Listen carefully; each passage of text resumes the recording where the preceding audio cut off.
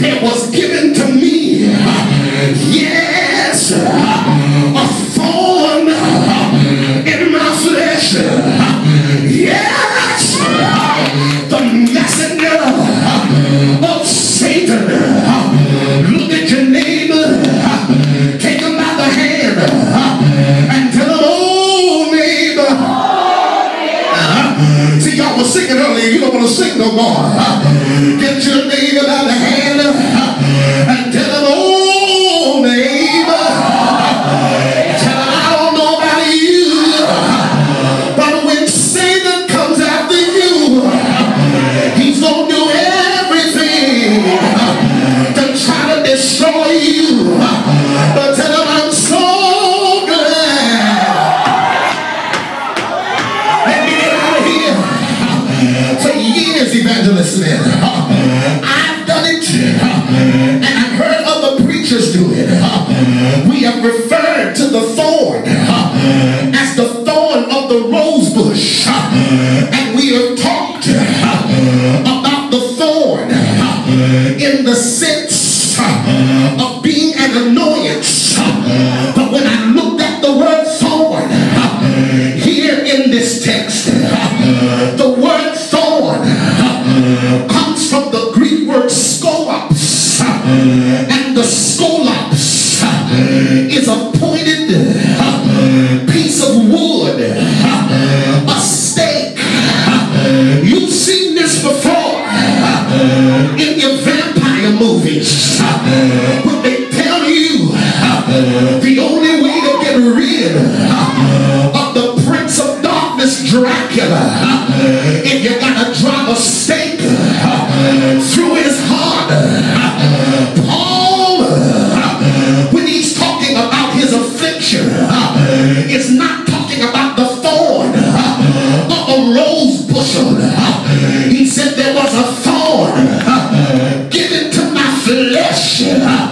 See, a rose bushel thorn will prick you, but you can kiss that boo-boo and make it better. You ain't been afflicted till you had a stake impaled in your flesh. Witness here. Is there anybody here who know what I'm talking about? You ever had a stake impaled in your flesh when you can't even believe that it's there? You're trying to figure out how could something hurt so much, yet you're still walking around with the stake in you. You're still worshiping, you're still preaching, you're still singing, you're still giving God glory, but you've been afflicted. But Paul said the messenger of Satan, one of Satan's angels, came to buffet me. Now you gotta watch the context. He said there was a thorn given to my flesh, karma, which means what comes after is in addition to what we read. In other words, the messenger of Satan did not give the thorn. The thorn was already there. He noticed your proclivity. He noticed your weakness. So he came to buffet. He came that every time you turn around, he's driving it deeper.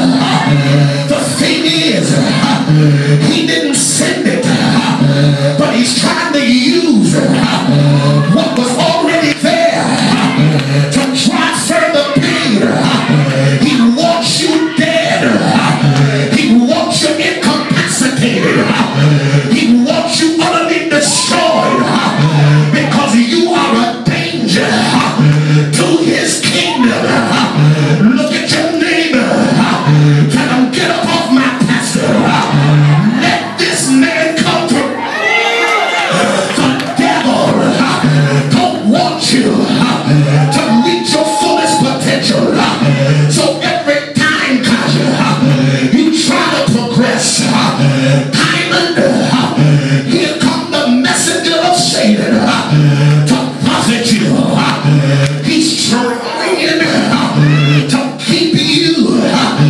on, son, just a little bit. I want to hear the place. And I'll be back to get you.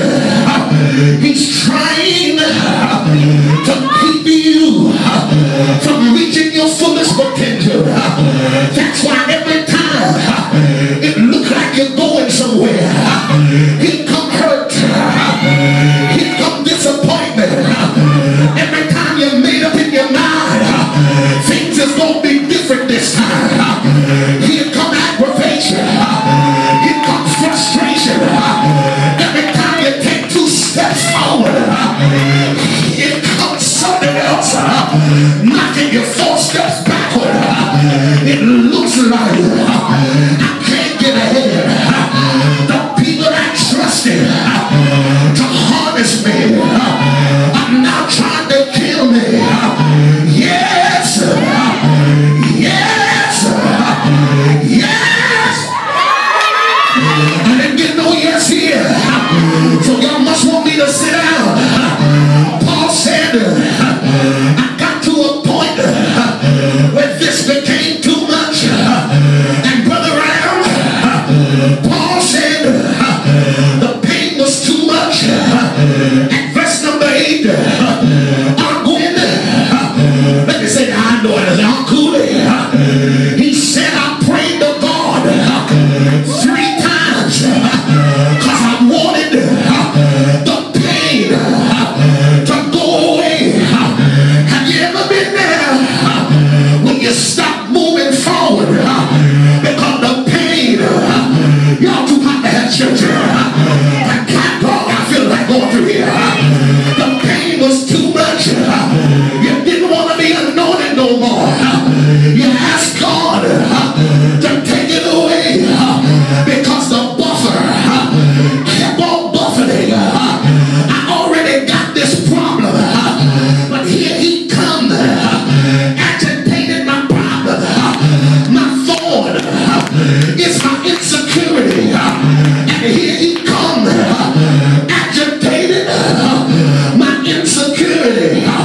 My thorn is my laziness, and every time I try to do something, here comes the buffer trying to break me, because the buffer is trying to break you.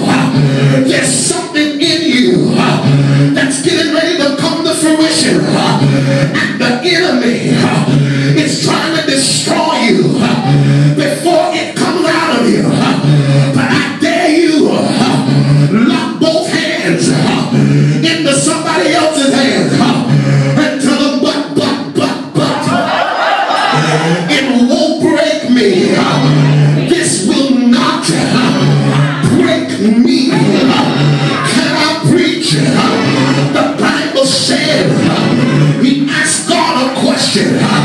Dorothy in prayer, he said, God, remove this thorn so that the buffer, the messenger of Satan, has nothing left to agitate.